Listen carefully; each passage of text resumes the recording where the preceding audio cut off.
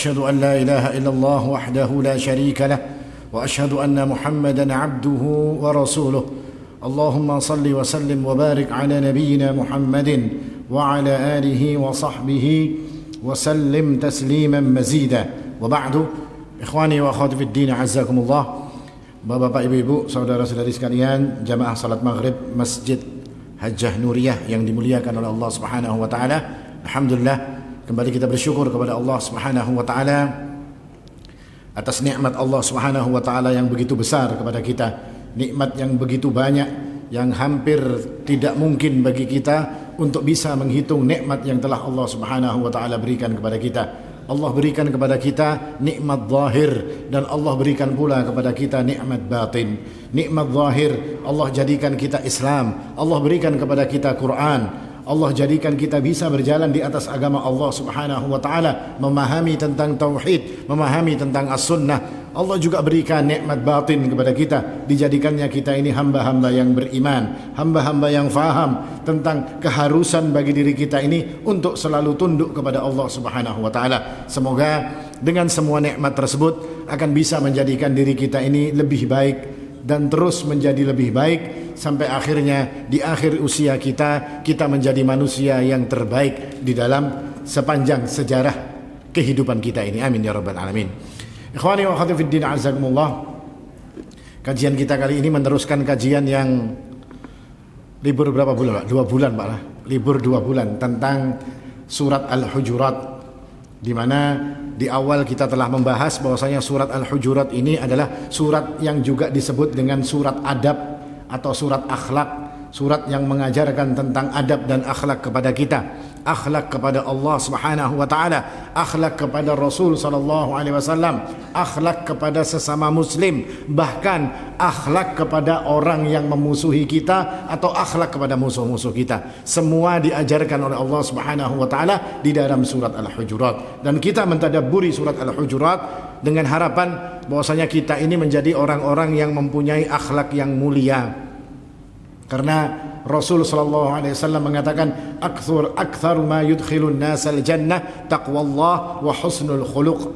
Yang paling banyak memasukkan manusia ke dalam surga itu ada 2, kata Nabi sallallahu alaihi wasallam. Yang pertama adalah ketakwaan kepada Allah, dan yang kedua adalah husnul khuluq, akhlak yang baik. Artinya akhlak kepada Allah, kepada Rasulullah, akhlak kepada saudara sesama muslim, bahkan kepada musuh kita itu akhlaknya seperti apa. Maka kita berharap kita juga menjadi orang-orang yang seperti itu. Dan di pertemuan yang lalu kita telah membahas muqaddimah, juga ayat pertama daripada surat Al-Hujurat, di mana Allah Subhanahu wa taala berfirman, ya ayyuhalladzina amanu la tuqaddimu baina yadayillahi wa rasulih wattaqullaha innallaha samii'un alim.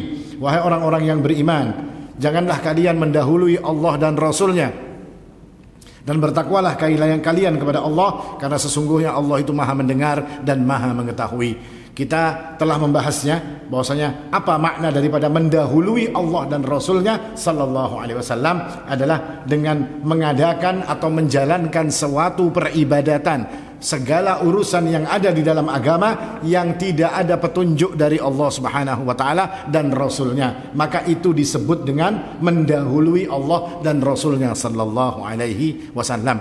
Karena ini penting. Banyak manusia hari ini mendahului Allah Subhanahu wa taala bukan hanya terhadap sesuatu yang tidak disyariatkan, bahkan syariat yang sudah jelas terkadang manusia itu ada yang coba-coba untuk membantahnya. Syariat yang sudah mujma', yang sudah disepakati, ada juga orang yang mau otak-atik syariat Allah Subhanahu wa taala. Ini tujuannya adalah untuk menyalip Allah Subhanahu wa taala di dalam urusan syariat. Mungkin kita baru-baru ini dengar tentang ada seseorang yang mengatakan bahwasanya tidak semua babi itu haram. Ya kan, Pak? Jadi babi itu ada macam-macam jadinya. Ya bujur, mungkin ini termasuk jenis babi ngepet ya, kalau jadi lain babinya. Karena babi macam-macam. Artinya dia membawakan perkataan-perkataan, dan itu perkataan basi sebetulnya. Kalau kita mau melihat, orang-orang dulu sudah mengatakan yang seperti itu. Kebanyakan dari Mesir, kalangan orang-orang liberal itu menjelaskan tentang bahwasanya yang dimaksud babi di sini adalah babi yang hutan, babi yang hidup liar. Kalau babi ternak itu lain, kata mereka. Nah ini masya Allah ini, ya kan? Babi ternak itu lain katanya. Yang haram itu babi liar, kalau babi ternak ada. Nah, sedangkan babi ini ya babi sudah. Allah katakan babi kok mau diganti-ganti. Karena di zaman Romawi pun juga terkenal ada babi itu, dan mereka makan babi tersebut dan mereka ternak babinya. Karena memang peternakan dahulu, ada peternakan sekarang kan, Pak. Peternakan dahulu kan sederhana di pinggir-pinggir rumah mereka. Nah, ini bentuk daripada orang-orang yang mengingkari, mendahului Allah Subhanahu wa taala dan Rasulnya. Rasul telah putuskan satu hukum, Allah telah turunkan satu hukum. Mereka berusaha untuk membantah apa yang menjadi keputusan Allah Subhanahu wa taala dan Rasulnya. Dan ini adalah akhlak tercela kepada Allah Subhanahu wa taala. Nah, kita masuk kepada ayat yang kedua. Allah Subhanahu wa taala berfirman, "Ya ayyuhalladzina amanu la tarfa'u aswatakum fawqa sawtin nabiyyi wa la tajharu lahu bil qawli kajahri ba'dikum li ba'din an tahbata a'malukum wa antum la tash'urun."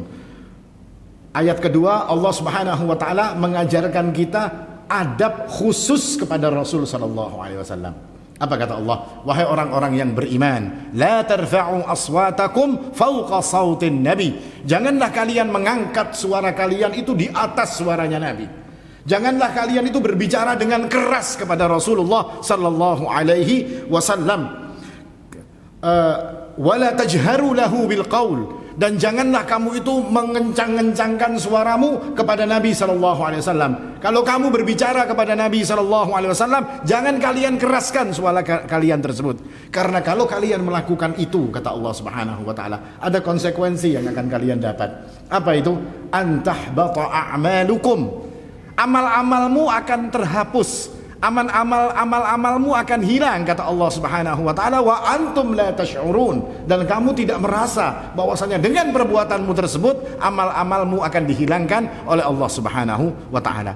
Ini adab khusus kepada Rasul sallallahu alaihi wasallam. Dan ayat ini juga punya asbabun nuzul yang sama dengan ayat yang pertama. Ayat pertama itu tentang perselisihan antara Abu Bakar As-Siddiq radhiyallahu anhu dengan Umar ibn al-Khattab radhiyallahu anhu berkenaan dengan pemimpin yang akan diangkat dari kalangan Bani Tamim. Dua orang ini berselisih. Setelah mereka berselisih, lalu mereka saling mengangkat suaranya karena berdebat masalah pemimpin ini siapa. Dan mereka lakukan itu di depan Nabi SAW. Maka Nabi tidak tegur mereka. Nabi tidak melarang mereka untuk melakukan seperti itu, tapi Allah yang tegur, Allah yang tidak terima. Ada orang bersuara keras-keras di depan Rasul sallallahu alaihi wasallam. Maka turunlah ayat pertama dan ayat kedua ini tadi. Tapi khusus untuk ayat kedua ini ada satu cerita yang diriwayatkan oleh Imam Al-Bukhari rahimahullahu taala, bahwasanya pada suatu hari Rasul sallallahu alaihi wasallam ini sedang duduk di majelis beliau. Ketika beliau duduk di majelis beliau, Rasul sallallahu alaihi wasallam itu punya kebiasaan, Pak. Kebiasaannya itu memperhatikan orang-orang yang hadir di majelisnya. Kalau ada satu orang yang tidak kelihatan, Nabi pasti tanya, "Mana si fulan?" Biasanya ada duduk di sebelah situ misalnya ya. Kalau ini ada kelihatan, ditanyakan itu oleh Nabi sallallahu alaihi wasallam. Pas pada saat seperti ini, ada seorang sahabat yang bernama Thabit bin Qais. Thabit bin Qais ini tidak terlihat di majelisnya Nabi sallallahu alaihi wasallam. Lalu Rasul sallallahu alaihi wasallam pun tanya kepada sahabat yang hadir di situ, "Adakah yang tahu Thabit bin Qais?" Maka sahabat yang lain tidak ada yang tahu kemana Thabit, apa kabarnya, tidak ada yang tahu. Maka sebagai bentuk pedulinya Nabi sallallahu alaihi wasallam, dia suruh satu orang, "Kamu datangi ke rumahnya Thabit, lihat apa yang terjadi kepada dirinya. Apakah dia garing kah? Atau dia perlu sesuatu kah? Atau seperti apa keadaannya? Kamu datang," kata Nabi SAW, "lihat apa yang terjadi kepada Thabit bin Qais." Sahabat ini pun nurut. Jalan dia menuju ke rumah Thabit. Sesampai di rumah Thabit bin Qais, dia ketemu Thabit dalam keadaan sehat walafiat. Tapi Thabit ini seperti orang kusut gitu, menangis sejadi-jadinya. Hidupnya diisi dengan urusan menangis. Sahabat ini pun bingung. "Kenapa engkau wahai Thabit? Apa yang terjadi pada dirimu kok sampai engkau menangis yang seperti ini?" Lalu Thabit mengatakan bahwasanya sungguh Thabit telah celaka. "Aku ini orang celaka," kata Thabit, "dan aku nanti akan masuk dalam nerakanya Allah Subhanahu wa taala." Kaget sahabat yang datang ini tadi. Ini sahabat Rasulullah sallallahu alaihi wasallam, orang saleh. Kok sampai mengatakan yang seperti itu? Lalu ditanya oleh orang ini, kenapa engkau sampai mengatakan seperti itu wahai Thabit? Apa yang engkau lakukan sampai engkau mengatakan dirimu orang celaka, dirimu akan masuk dalam neraka? Maka Thabit mengatakan, sesungguhnya setelah turun ayat Al-Hujurat, saya ini adalah orang yang suaranya keras. Saya ini kalau ngomong suaranya lantang. Thabit ini model orangnya beda dengan yang lain. Thabit ini kalau ngomong kenceng suaranya, karena kalau dihalusi lagi volumenya ganal. Dan dia menganggap bahwasanya kalau ngomongnya keras seperti itu di depan Nabi SAW, maka amalnya akan terhapus dan dia jadi orang yang celaka. Sudah sahabat ini diberikan penjelasan, balik sahabat ini kepada Nabi SAW. Setelah Nabi ketemu dia, apa kabarnya Thabit? Apa kabar yang engkau bawa dari rumahnya Thabit? Diceritakan oleh sahabat yang disuruh oleh Nabi ini tadi. Thabitnya ada di rumah wahai Nabi. Dia nangis terus karena dia mengatakan dirinya celaka, akan masuk neraka dengan sebab dia orang yang bersuara keras kepada Anda, orang yang suaranya lantang di depan Anda wahai Rasul sallallahu alaihi wasallam. Maka Nabi sallallahu alaihi wasallam mengatakan, "Idhhab ilaih." Balik lagi kamu ke rumah Thabit. Pulang kembali kamu ke rumah Thabit, faqul lahu, dan katakan kepada Thabit, "Innaka lasta min ahlin nar." Engkau wahai Thabit bukan ahli neraka, walakinnaka min ahlil jannah. Sesungguhnya engkau wahai Thabit adalah orang yang akan menjadi penduduk surga. Ini balik lagi sahabatnya membawa berita gembira tersebut kepada Thabit radhiyallahu anhu. Artinya ini kesalahpahaman daripada Thabit, dan begitu takutnya dia karena suaranya keras, dia takut jangan-jangan apa yang dia lakukan, apa yang terjadi pada dirinya akan menjadikan dia ini terhapus amal-amalnya dan dimurkai oleh Allah Subhanahu wa taala. Dan memang sejak turunnya ayat ini, ayat pertama, ayat kedua, ayat di dalam Al-Hujurat, sahabat-sahabat itu jadi berubah 180 derajat berkaitan dengan Rasul sallallahu alaihi wasallam. Sampai-sampai Amirul Mukminin Umar ibn Khattab radhiyallahu anhu, itu kata Ummul Mukminin Aisyah, kata ibunda Aisyah, Umar ibn Khattab itu idza qala asma'. Umar ibn Khattab itu kalau ngomong omongannya tegas, jelas, suaranya nyaring, gampang untuk didengarkan. Setelah turun ayat ini, Umar ibn Khattab itu kayak orang garing kalau berpandir lawan Nabi SAW. Bahkan kadang-kadang Nabi itu mengatakan, kamu ulangi wahai Umar, kamu tadi ngomong apa? Sampai kada jelas suaranya ini karena takutnya untuk mengeraskan suara di depan Rasul sallallahu alaihi wasallam. Nah, ini sahabat Rasulullah sallallahu alaihi wasallam, gambaran daripada sahabat-sahabat Nabi radhiyallahu anhum jami'an. Itu kisah yang terjadi di zaman Nabi. Lalu hari ini Rasulullah sallallahu alaihi wasallam sudah tidak ada. Tidak mungkin bagi kita untuk bersuara kencang di depan Nabi sallallahu alaihi wasallam karena Nabi sudah meninggal. Rasul sallallahu alaihi wasallam telah wafat. Lalu bagaimana praktek ayat ini? Apakah terus ayat ini berhenti sudah? Oh, ini berhubung Rasulnya sudah meninggal dunia, jadi ayat ini kada terpakai lagi. Apakah seperti itu? Tidak. Para ulama menjelaskan bahwasanya salah satu praktek daripada ayat ini atau aplikasi daripada ayat ini adalah saat orang-orang berada di majelis ilmu. Ayat ini terpakainya di majelis ilmu. Artinya orang yang ada di majelis ilmu itu dilarang, Pak. Dilarang untuk bicara sendiri, dilarang untuk ribut sendiri, dilarang untuk sibuk dengan pekerjaan-pekerjaannya yang lain yang tidak memperhatikan akan urusan-urusan di dalam kajian ilmu. Kenapa seperti itu? Karena yang ada di kajian ilmu itu yang dibahas adalah perkataan Allah, yang dibahas adalah perkataan Rasul sallallahu alaihi wasallam. Dan mereka mengagungkan, para ulama mengajarkan untuk mengagungkan majelis ilmu, bukan untuk menghormati ustadznya saja, tidak. Bukan untuk menghormati yang lain-lainnya, tidak. Karena dengan sebab yang dibicarakan itu omongannya Allah dan Rasulnya. Majelis ilmu itu diatur adabnya untuk apa? Untuk menghormati siapa yang membawakan bicara tersebut. Ketika saya mengatakan perkataan Allah, bukan yang harus dihormati saya, tidak. Tapi karena perkataan Allah itulah kita menjadi hormat.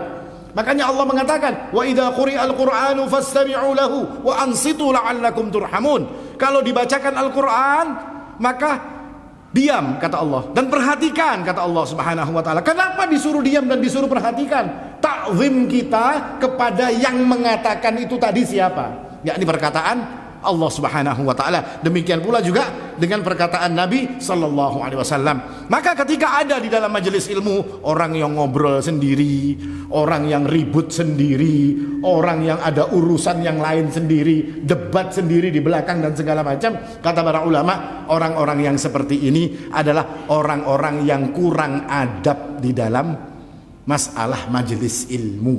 Ini menjadi perhatian betul di dalam kalangan para ulama dari kalangan salafus saleh. Ini seperti itu, Pak. Bahkan Imam Malik bin Anas rahimahullahu taala begitu ta'zimnya kepada Nabi sallallahu alaihi wasallam sampai kalau akan membaca hadis beliau itu wudhu dulu, pakai baju bagus, terus berwudhu baru ngajar hadis ini tadi. Lalu ditanya, kenapa Imam Malik sampai seperti itu? Apakah ini hukumnya wajib? Tidak, kata Imam Malik. Bukan wajib ini hukumnya, tapi ini adab beliau kepada Rasul sallallahu alaihi wasallam. Bukan hanya kepada Nabi, kepada perkataan Nabi yang dihormatinya. Karena kan hari ini kan kita tidak lihat nabinya, Pak. Rasul sudah tidak ada, tapi perkataan-perkataan beliau ini adalah perkataan yang tetap bisa kita ikuti, yang tetap harus kita jalankan. Hormatnya kita adalah kepada sang empunnya perkataan tersebut. Ini salafus saleh seperti itu. Bahkan kalau kita melihat kitab-kitab yang bercerita tentang apa yang dilakukan oleh salafus saleh di majelis-majelis ilmu mereka, ini kita sampai kadang-kadang merasa bahwasanya kok majelis ilmu kita ini jauh daripada apa yang dianjurkan oleh mereka ini, sehingga keberkahan yang ada di majelis ilmu pada zaman sekarang ini kurang. Apa yang terjadi pada majelisnya salafus saleh? Di kalangan para sahabat Nabi sallallahu alaihi wasallam, majelis ilmunya Nabi kalau sudah mengajar sahabat ini duduk, kata para sahabat menceritakan tentang apa yang terjadi pada para sahabat. Beliau mengatakan, ka'annama ala ru'usina at-thair, seolah-olah di atas kepala kami ini ada burung. Ya kan? La yatakallamu minna mutakallim, tidak ada satupun di antara kami yang bicara. Ini isyarat, Pak, kalau di kepala kita ada burung, kalau kita kebanyakan tolah-toleh kan burungnya terbang ya, kalau supaya burungnya kada terbang kayak, Pak, beranai kayak ini. Nah, itu majelisnya Nabi sallallahu alaihi wasallam. Kenapa mereka melakukan seperti itu? Ta'zim kepada apa yang dikatakan oleh Rasul sallallahu alaihi wasallam. Lain lagi ceritanya kalau di majelisnya Nabi, di majelisnya para ulama tabi'in, di majelisnya Imam Malik bin Anas. Suatu hari Imam Malik ini pernah ngajar di Masjid Nabawi, di majelis beliau.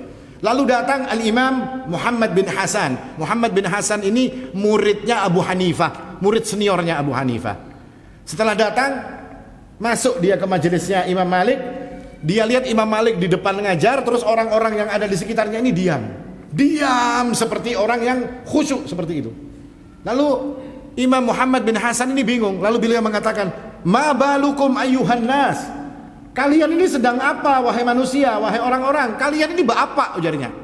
Afis salati antum, apakah kalian ini sedang sholat? Sembahyang kah kok sampai ada yang berpandir? Sembahyang kah kok sampai tidak ada yang menoleh? Karena khusyuknya mereka kepada kepada majelis ilmu. Ini contoh daripada salafus saleh ketika mereka berada di majelis ilmu. Bahkan di majelisnya Abdurrahman bin Mahdi, begitu ta'zimnya mereka ini kepada ilmu, Pak, sampai membuka buku ini pelan-pelan, Pak, mencatat kalaunya, membuka bukunya itu kadang-kadang yang buka bukunya pelan-pelan supaya suaranya tidak kedengeran. Kalau mereka sedang menulis lalu pensilnya patah, itu meraut pensilnya begimit, lain nang srek kada wani, karena begitu mengagungkan ilmu ini tadi. Karena Imam Abdurrahman bin Mahdi ini orangnya kalau dalam urusan majelis ilmu keras. Suatu hari pernah ada orang tertawa. Setelah ada orang tertawa, kada guyon, kada apa, orang ini ketawa, Pak. Setelah ketawa, lalu Imam Muhammad Abdurrahman bin Mahdi ini tadi tanya, siapa yang ketawa tadi? Terus orang seluruh majelis menunjuk satu orang, dia wahai guru, ini yang ketawa. Melihat ada yang ketawa di majelisnya, beliau langsung mengatakan, kalau begitu 1 bulan ini kita akan libur kajian. Karena kalian datang ke majelisku ini bukan untuk tertawa, tapi kalian untuk mendengarkan ilmu yang aku sampaikan. Makanya ilmu mereka ini jadi ilmunya berkah, gitu, Pak. Karena betul-betul datang itu untuk menuntut ilmu. Nah, kalau kita lihat pada hari ini, Memang sudah banyak orang yang faham tentang adab di dalam majelis ilmu, ngerti tentang majelis ilmu. Tapi ada juga sebagian orang yang masih belum faham. Datang ke majelis ilmu ini bukan untuk mencari ilmu, Pak. Datang ke majelis ilmu ini mencari kawan. Kawannya di rumah kan ada, ya kan? Mending kita ke masjid, di masjid berdapat lawan kawan, ya kan? Kayaknya ada dapat bubur dan segala macam, dapat apa namanya? Buka puasa dan segala macam wadah dapat. Tujuannya untuk seperti itu saja datang ke majelis ilmu. Dan ini sesuatu yang kurang baik. Kenapa? Karena akhirnya ilmu yang dicari itu ilmunya tidak berkah. Kesana kemari mencari ilmu. Ada pengajian di seluruh dunia diputarinya semuanya. Kalau masjid di mana saja dia tahu. Semua masjid sudah dia datangi. Seluruh ustadz yang ngomong sudah dia dengarkan. Tapi ilmu yang dia paham sedikit. Sedikit sekali dia paham tentang ilmu. Masih banyak perkara-perkara yang sudah dijelaskan berpuluh-puluh kali masih tanya dia. Kenapa dia tanya? Karena dia tidak ngerti. Beda dengan majelisnya Abdurrahman bin Mahdi. Lulusan majelis Abdurrahman bin Mahdi itu jadi ulama. Lulusannya majelisnya Imam Malik bin Anas itu ulama-ulama besar seluruh dunia. Muridnya dari seluruh dunia datang. Jadi para ulama mereka ketika duduk di majelis ilmu. Kenapa? Karena benar-benar memperhatikan apa yang terjadi atau apa yang disampaikan di dalam majelis ilmu tersebut. Nah, ini kekurangan kita, Pak. Ini kekurangan diri kita. Karena kadang-kadang kita ini ya majelis ilmu itu dianggap biasa. Padahal majelis ilmu ini bukan majelis biasa. Aturan majelis ilmu itu turunnya dari Allah. Bukan Nabi yang mengatakan aturan majelis ilmu, tidak. Yang turunnya majelis ilmu ini aturannya dari Allah Subhanahu wa taala. Ketika Allah mengatakan wa idza qila lakum tafassahu fil majalisi fafsahu yafsahillahu lakum wa idza qila ansuzu fansuzu yarfa'illahu alladhina amanu dan seterusnya. Ayat-ayat di dalam Al-Mujadilah. Ini kata Ibnu Mas'ud radhiyallahu anhu, sahabat Nabi yang ahli Quran, beliau mengatakan ayat-ayat ini adalah ayat-ayat yang mengatur tentang seperti apa majelis ilmu itu harus dijalankan. Artinya aturan majelis ilmu itu datangnya dari Allah, bukan aturan-aturan biasa, tidak. Bukan aturan-aturan ulama yang membuat, tidak. Yang bikin Allah Subhanahu wa taala. Makanya orang yang mendatangi majelis ilmu dengan cara yang benar, tidak melakukan kegaduhan di dalam majelis ilmu, aturannya dijaga di dalam majelis ilmu, maka Allah Subhanahu wa taala menjanjikan paling tidak 3 hal untuk mereka ini. Yang pertama, Allah akan jadikan sakinah di dalam hati mereka. Allah kasih ketenangan, Pak, orang yang serius dalam majelis ilmu, hatinya tenang. Lalu Allah Subhanahu wa taala akan meliputi dirinya dengan rahmat Allah Subhanahu wa taala. Diberi rahmat, orangnya akan dapat rahmat dari Allah Subhanahu wa taala. Dan yang ketiga, Allah akan sebut-sebut namanya. Wa dzakarallahu fi man 'indah. Allah akan sebut namanya di kalangan makhluk Allah yang ada di sisi Allah, yakni malaikat-malaikat Allah. Allah banggakan mereka yang ada di majelis ilmu ini di depan malaikat. Allah berkata, "Lihat hamba-hambaku ini, lihat," kata Allah. Yang urusan majelis ilmu tadi dibanggakan oleh Allah di depan para malaikat. Bahkan begitu utamanya majelis ilmu itu jadi sebab Allah mengampuni dosa-dosa orang yang ada di majelis ilmu itu, Pak. Dalam satu riwayat dikatakan ketika Allah ini punya malaikat yang urusannya keliling-keliling untuk cari majelis ilmu.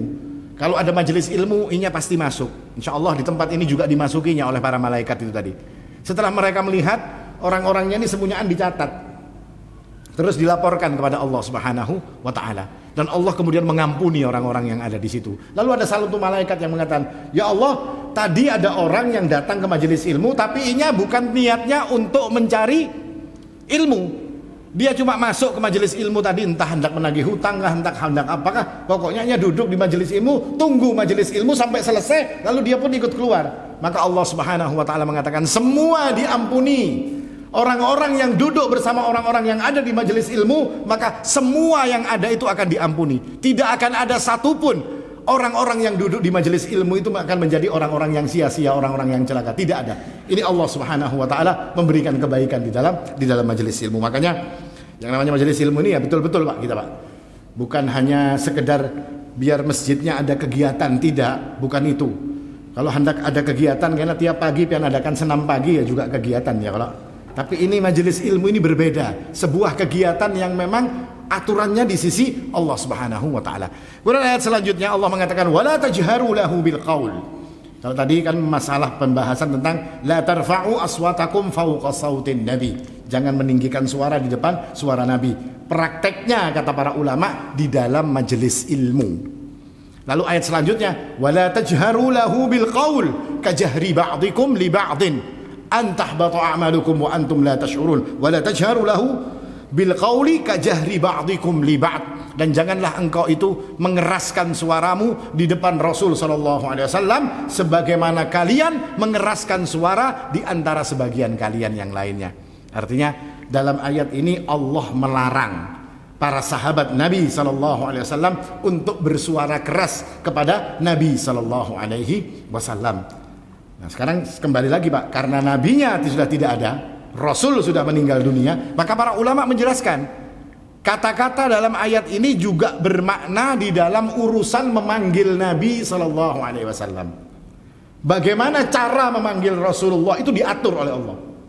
Yang ngatur Allah, bukan ulama, bukan Nabi SAW, tidak, tapi Allah sendiri yang mengatur bagaimana cara memanggil Rasul sallallahu alaihi wasallam.